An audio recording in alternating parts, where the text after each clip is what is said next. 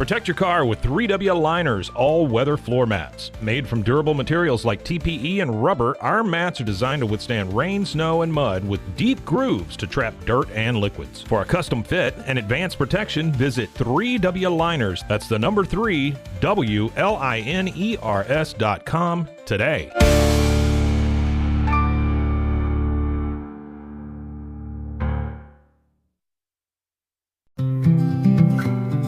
Are you ready to take control of your health? At 4U Health, we believe wellness and lab testing should be accessible, inclusive, and yes, fun. With our tech-powered at-home lab test, you save time and money while feeling your best. Say goodbye to long waits and office visits. Check your health on your own terms with 4U Health. Visit 4uhealth.com today and free yourself from traditional medicine. That's the number 4uhealth.com.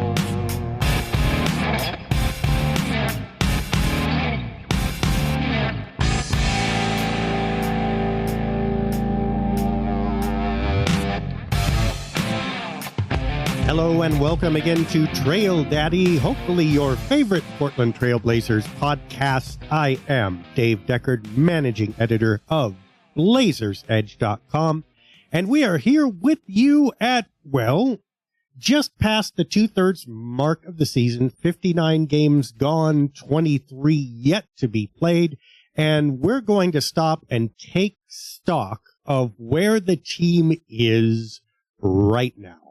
We are not all the way done, but time has flown and most of this season has gone by. What have we learned about the Trailblazers to date? And you know, this will be a little bit different of an episode. Usually I try to bring you stuff that's based in facts, statistics, experience, common sense.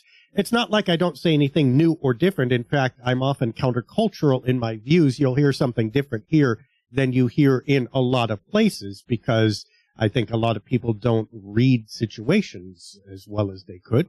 However, what I'm saying, I tend to stand on 2 feet on pretty solid ground. We're going to reverse that or invert that a little bit today. We're going to take some leaps of conjecture based on what we've seen. Where are the Trailblazers headed and where are they going to be this summer? What are they going to be facing? If it doesn't turn out to be 100% accurate, well, that's the nature of the game. But sometimes it's fun to look ahead or to speculate or to make some pronouncements. And we're ready to make some today that I think that the preponderance of evidence so far in the season has shown. Now, let's start with the first big question that seems to be on everybody's mind right now. Are the Trailblazers actually a decent team or even a good one? Could they make the play-in? Are they on the verge of being a playoffs team? And you know what? There's evidence on either side. They won that 10 of 11 game streak in January and February. They've also won a couple lately as we speak. But there's been a few losing streaks, not as many as there were at the beginning of the season, but they're still there. And the Blazers are leaving us in a gray area. And how do we sort that out? And actually, I think this one is a pretty easy question to answer. I think the Blazers are a better team than they were at the start of the season.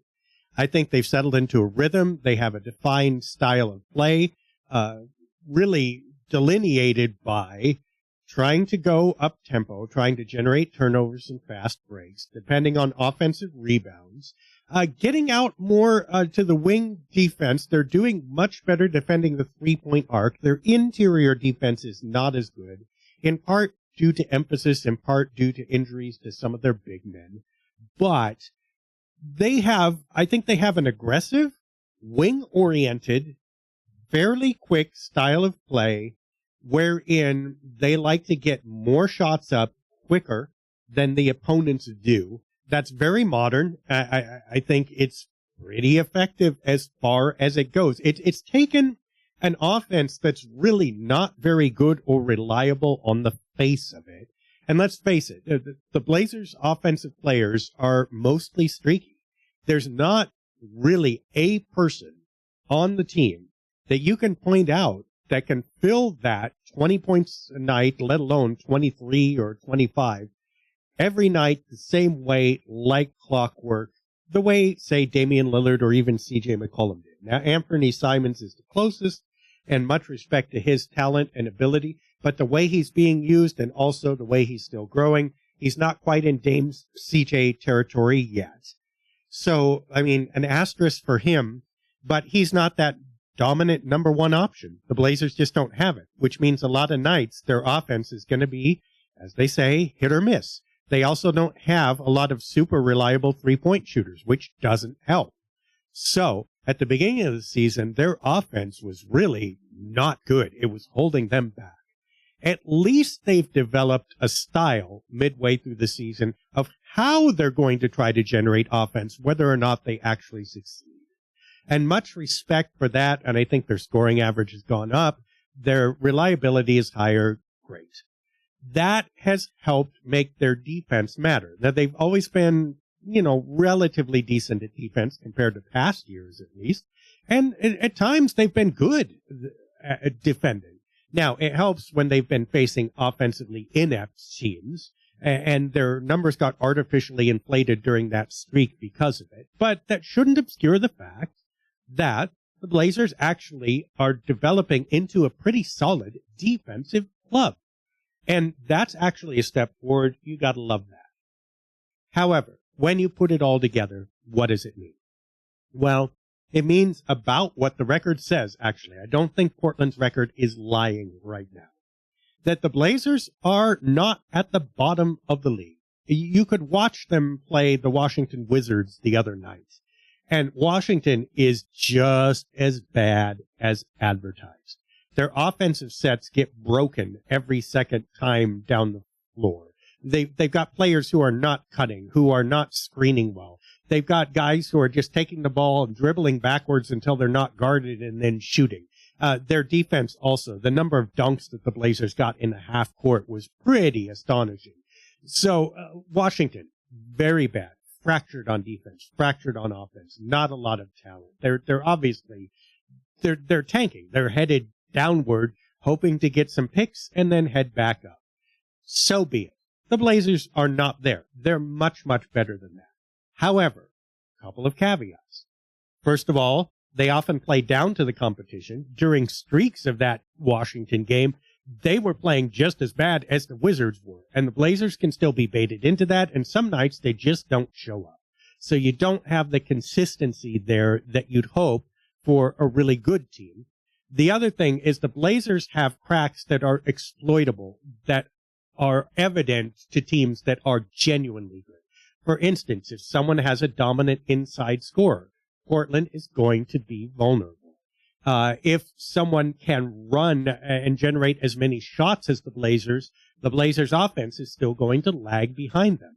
If someone takes care of the ball and doesn't take the bait and has low turnovers versus the Blazers, or can shoot three-pointers at a really good rate, the Blazers are vulnerable to those things too. And those are exploitable night in, night out.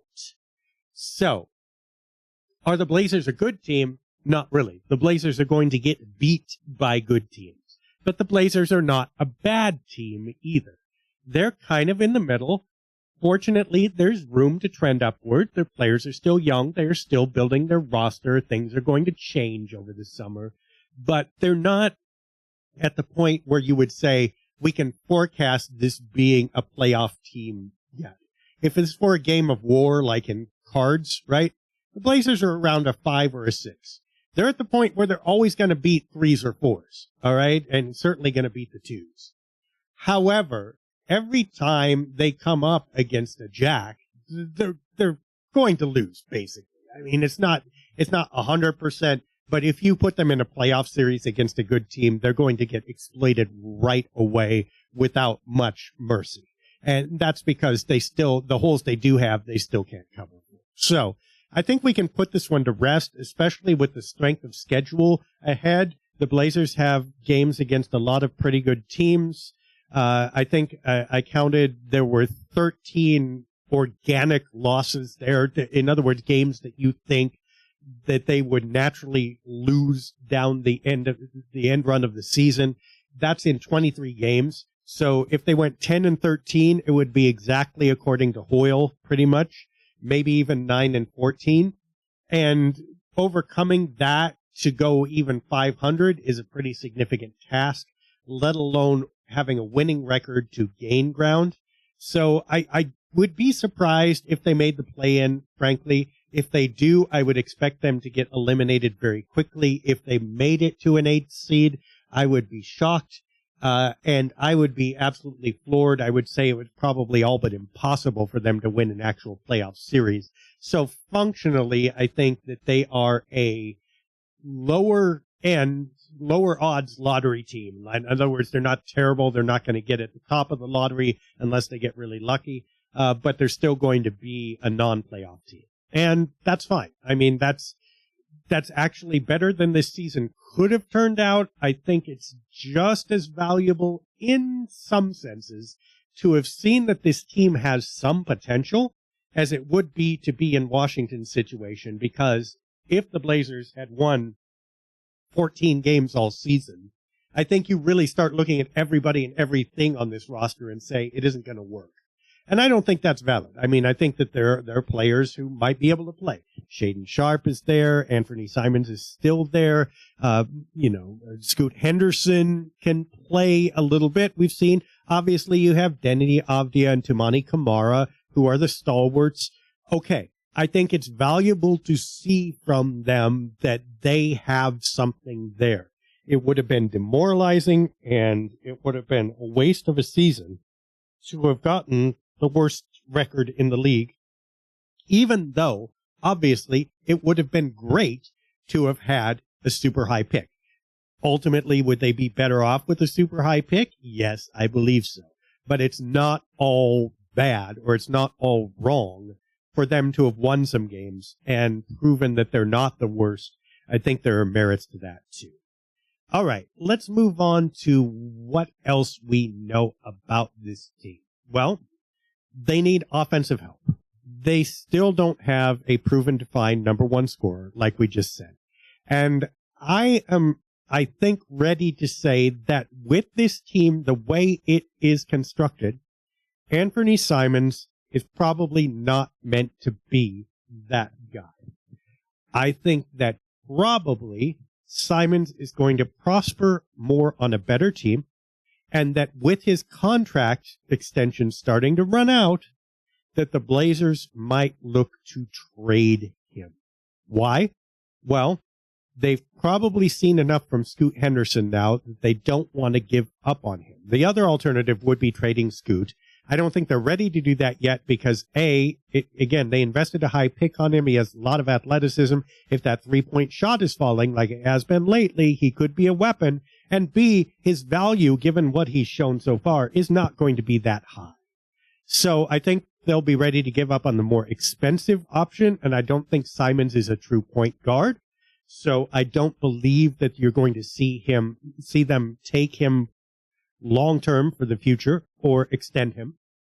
And also, Shaedon Sharpe and Deni Avdija are coming up at the shooting guard positions. You could even argue that Chris Murray can play that wing a little bit. He's more of a small forward, but they've got people who can play the 2 and 3 positions.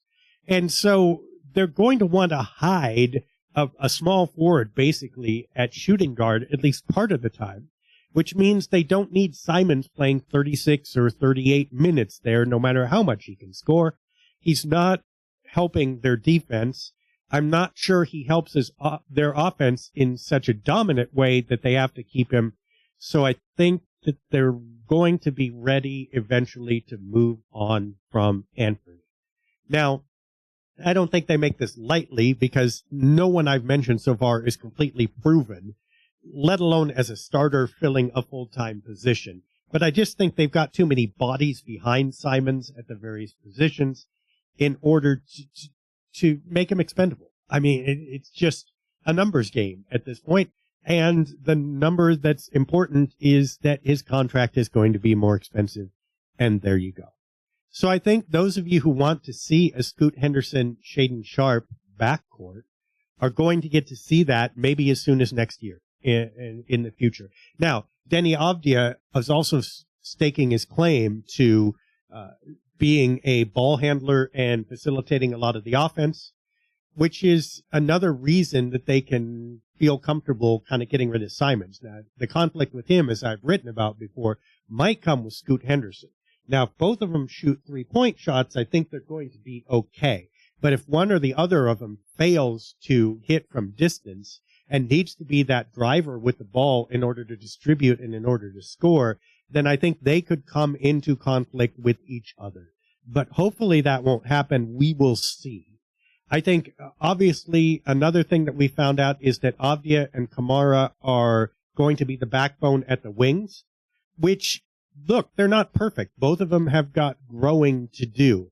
Avdija, I think, with continued restrained aggression, he needs a little bit more moments where he's efficient and also where he tends to have, look, he's a polar guy, right?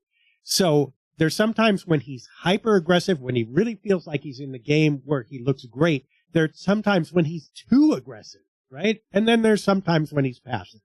The barometer needs to adjust a little bit to where he's more consistent. I assume that will happen as he continues to be a veteran, and he will be a very good player. Kamara is Mr. Consistency. He's given you basically 100% efficiency, 100% effort when he's out there. That's fantastic. It's part of what makes him a good team, especially defensively with Avdija. Yeah? But Kamara needs to work on his drive, and it would help if his three-point shot drifts more towards 38 or 39% rather than 36, 37. If he can do those two things, not be totally lost on the drive, or not make you at least clench when he starts to drive, and also hit the three-point shot at a high rate, Kamara will be a player that you'll want forever. So I think those two are the backbone. That also defines what you need around them. We've already been through the big scorer, but then what else do you need around them?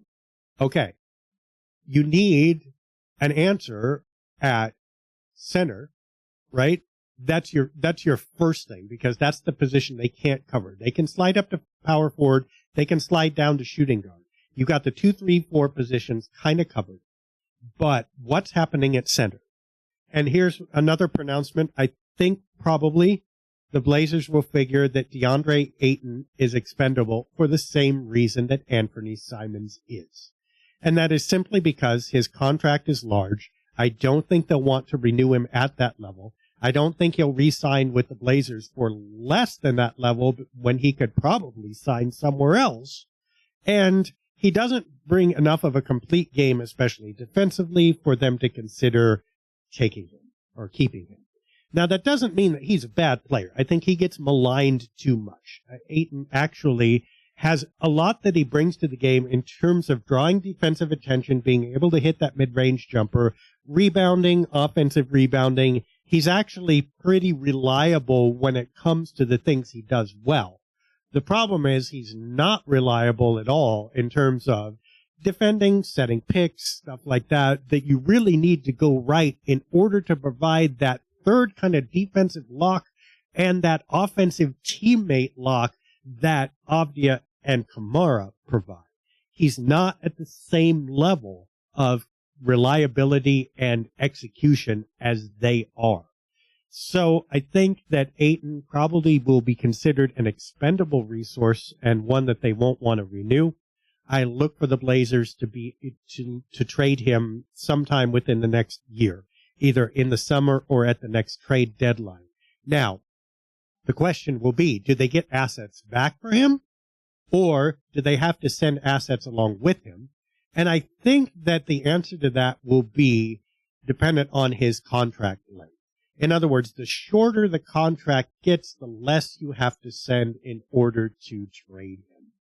And I think that might have been part of the problem at this trade deadline, that you've got another year left, you've got $33 million that you're paying him, that we don't know that he really helps your playoffs team, for the next year and a half or whatever. But I think for a year or for half a year, taking a flyer on him, I bet some team might consider doing that. The question, too, will be what can the Blazers receive in return? Will they want to take on more salary? Or that's the problem with trading away an expiring contract or a near expiring contract, is what you take back in return usually goes longer. And the Blazers will either want that to be a quality player that goes longer, which can they get that for Ayton? Maybe. Or they'll want to not have the financial obligation. So what I look for probably in that is for them to split the middle, probably, in that they might end up taking a couple players back for Ayton, and this would be why you would trade him over the summer, because you have roster spots available that you don't during the year.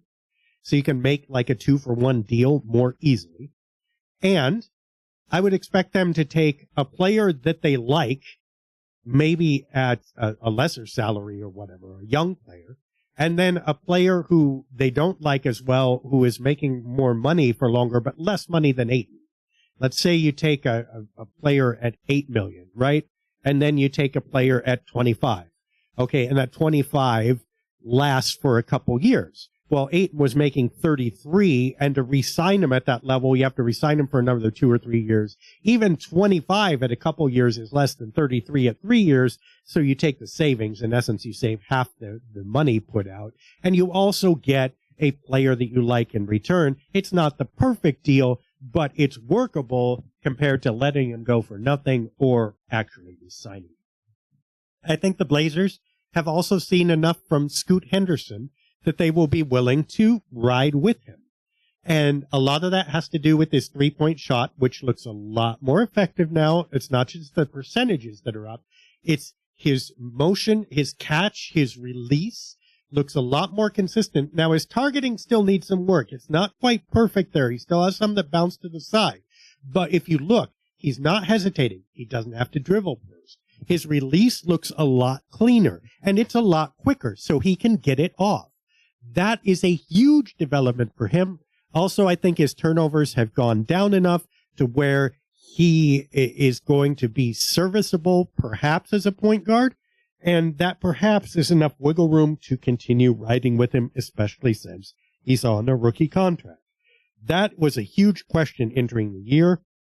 I don't think Scoot is going to be ready for the rest of this year to be a big-time point guard. I don't expect him to take over and dominate. He might have a nice run at the end of the year like he did last year, but I think there's still questions facing him coming into next year, but he's a lot closer to being at least a player than he was at the end of last season, and maybe, just maybe, next year he turns into an actual point guard, which is great. I mean, it's fantastic. It's what they wanted. Robert Williams, we're back to centers now, and Donovan Clingan are the other two centers on the roster. Obviously, I think they're going to run with Clingan, and I think he's shown enough defensively to where he can play with Kamara and Avdia. Offense is his big question, but he's developing that a little bit. At least his shooting percentage is high. It's about 56%. That's plenty good for a center. He's not out on the floor. He doesn't bring the range that, even Robert Williams does, let alone DeAndre Ayton, but he's good enough. Clingan, though, I mean, people are screaming for him to play more, and you see what happens when he plays more, especially when he plays more against lineups that are smaller. And that is simply he draws fouls. When he has to run around, he's not as good. He's not in his wheelhouse. He's not collecting 3 and 4 blocks. He might not even collect 1 because he's having to move back and forth. That still leaves him vulnerable, especially if he has to chase out to the 3-point line. He's getting better at that, but he's still not there. His conditioning and his understanding of reading the court defensively, the perimeter versus interior game, those are going to be key to his second season. And I believe that he can and will develop that, but he's not there yet. Those who are wondering why Clingan isn't starting, why he's not playing 30 minutes a game. I mean, you saw what happened against the Wizards. He drew 5 fouls in like 14 minutes, and that's not going to be entirely unusual. He's not ready to assume that starting position yet. We'll have to see next year. Now, it's not to say he couldn't start down. If the Blazers are not concerned about making the play-in and they're just developing players, so be it towards the end of this year. I'm not saying he can't start, but he probably won't start for a serious team for at least another year or two, which means they need someone else, which means Robert Williams is in an interesting position. I think the Blazers like him, and for good reason, and he fits well with Klingon. He has not exactly an analogous skill set, but close enough. They're the same type of interior center that's going to be limited in scoring that you can build a system around without having to rely on them offensively. In other words, the game system you use when Klingon plays is similar to the one you can use when Williams plays. That's definitely not true with DeAndre Ayton. So I think that there's some incentive to keep those two together. The fact that Robert Williams is a quality player too, in terms of teammate and locker room really helps. However, I mean, the guy is injured chronically, and that's something the Blazers can't absorb if they're going to make steps forward. That would be the one argument for trading him away. It's why I wouldn't scream if they traded him away. I think if he were healthy, that this argument would be over. They would just keep Klingon and Williams and call it a day. But I'm not sure that that's a lock because of the injury situation. The last person we got to talk about is Jeremy Grant. And Jeremy Grant was always the oddball here. He was 30 years old when everybody else is in their mid-20s at best. And he's declined a little bit this season. In some ways, declined a lot. I mean, he's only shooting 37% from the floor and about the same from the three-point arc. That latter mark is decent, but not at his 40% that we're used to when we absolutely love him, right? I don't know exactly what's going on with Grant, but I have a hard time believing that this has something to do with age. He's simply not old enough yet. If I was going to make a guess, and this is just a guess, I don't mean to insult him, I don't mean to impugn anybody, I'm just guessing. I'm guessing that Jeremy is not entirely into this season anymore, and I'm not saying that he's not giving his best effort. I think he's doing fine out there on the floor. But I don't think that extra is quite there for him. The concentration, the going the extra mile, the selling all out, the being the best Jeremy Grant that he can be, it feels like there's a gear missing there. And again, I don't think that that's necessarily because of age. I don't think that's because of a decline in his skill. I think that just looking at the environment, I mean, he's no longer the number one option on the team that he was earlier this season. Remember when he was excelling, when he was looking great? He was getting the ball a lot. They don't get him the ball a lot anymore comparatively. Avdi has been developing. Henderson has been developing. Shaedon Sharpe has been developing. It's been about bringing up those younger players. Grant simply isn't as involved, isn't at the core of the offense, and I think that lack of involvement in the kind of tertiary or periphery player that he's become doesn't fit his desires, his mindset. He's not able to be the player that he should be or wants to be or is capable of being. And I think over the course of the season, that has probably worn down on him. And again, I'm not knocking Grant for that. I'm saying that that's somewhat human, and that I think if Grant were traded into a different situation where he was either more central or had something more to play for, like a deep playoff run or whatever, you will see a resurrection of Jeremy Grant's career. Now, the trick is convincing other GMs of that, and I am not sure the Blazers are going to be able to do that. I would say, though, if the Blazers kept Jeremy Grant, I would not be upset, simply because I feel that Jeremy does fit in with the Kamara Avdia model. He is not entirely dissimilar from them.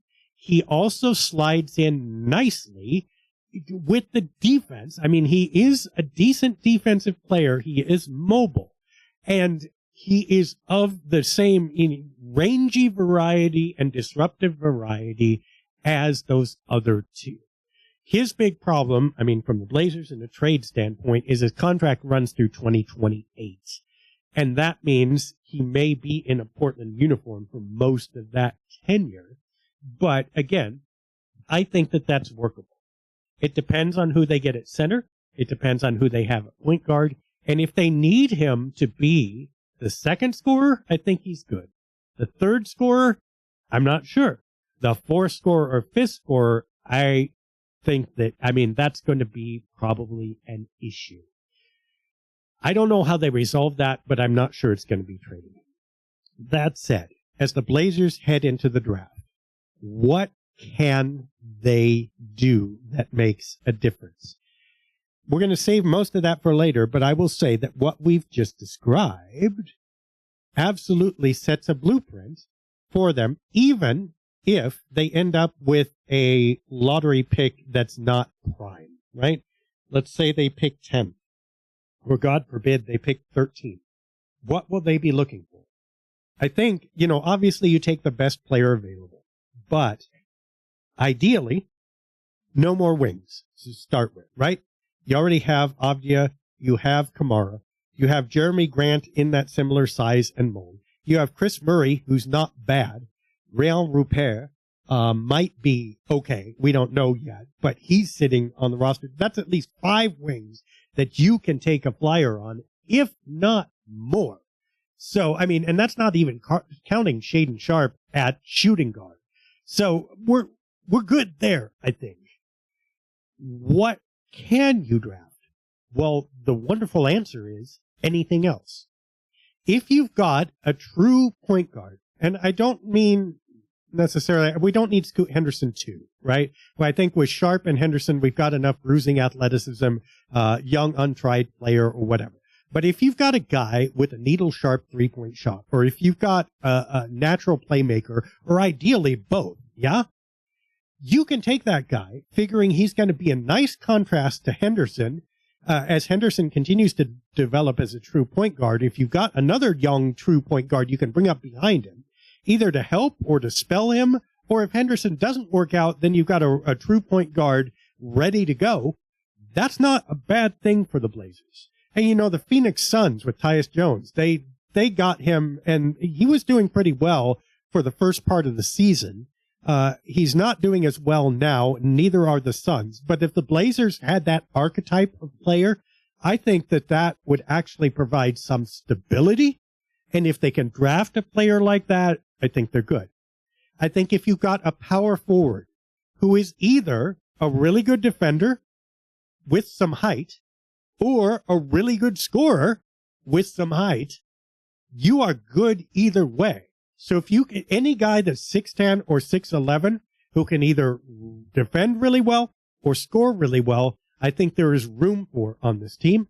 And I think obviously they can use another center, because another center could help alleviate the Robert Williams injury problem.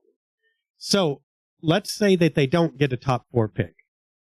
There are still possibilities in this draft to make a difference. Now, they're not going to make a leap with that kind of player necessarily, but there are some types of players who can really, really help them right now. And actually, I find that A, positive, and B, farther ahead than they were last year or through most of this year when we were just thinking any player will do.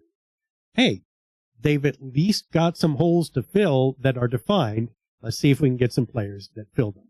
Now, obviously, you're still hoping for lottery luck. This is the neat thing.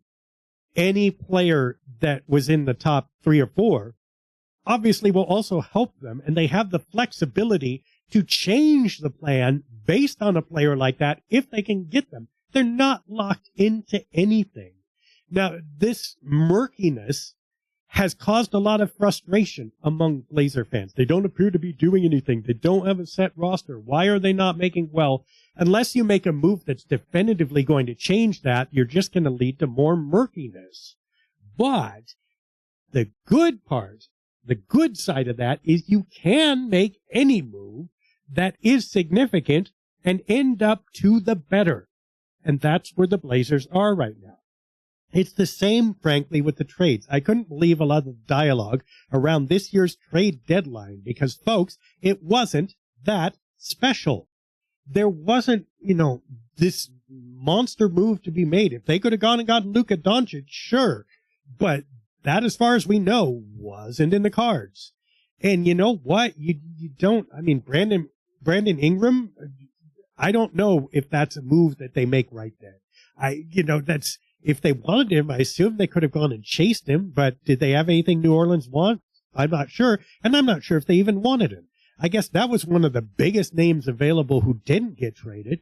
And that's not a perfect solution. So here's the deal. If it's the same thing with the trades, they were free to make any move they wanted that they thought would make a significant difference, but they didn't have to make any move, and that they chose not to was not indicative of laziness or incompetence. It's that the move wasn't right yet.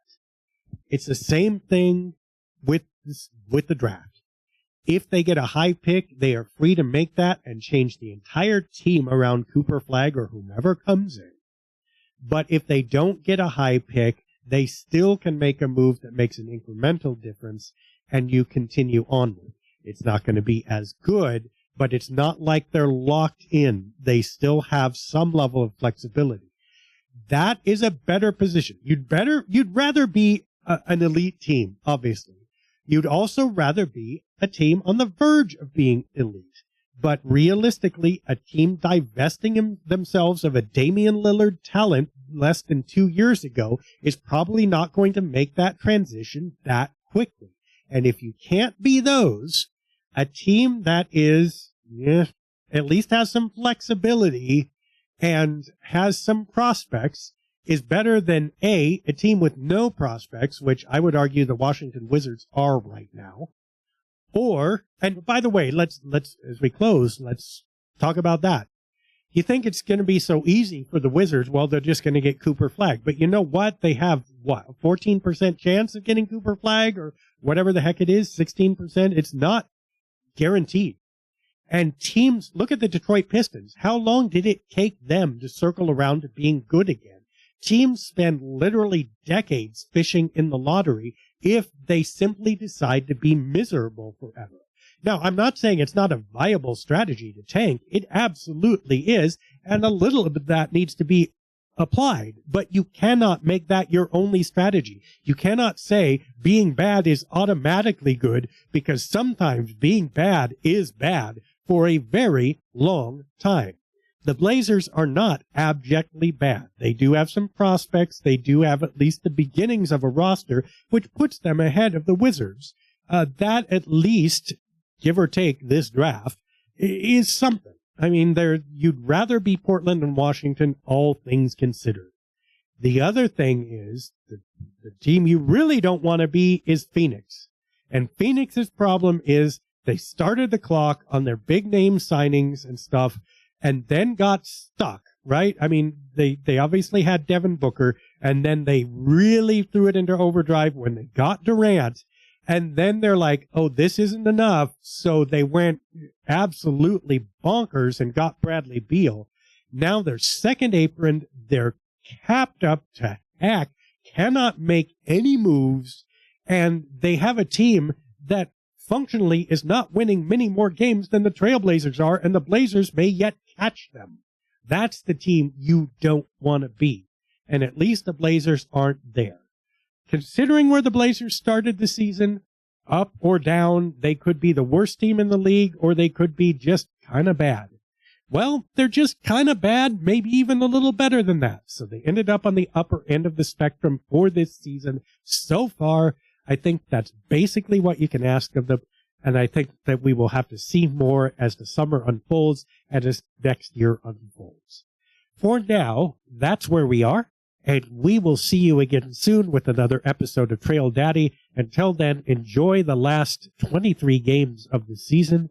And let's hope that there's at least some entertainment and some growth among the players. And let's see what next week brings.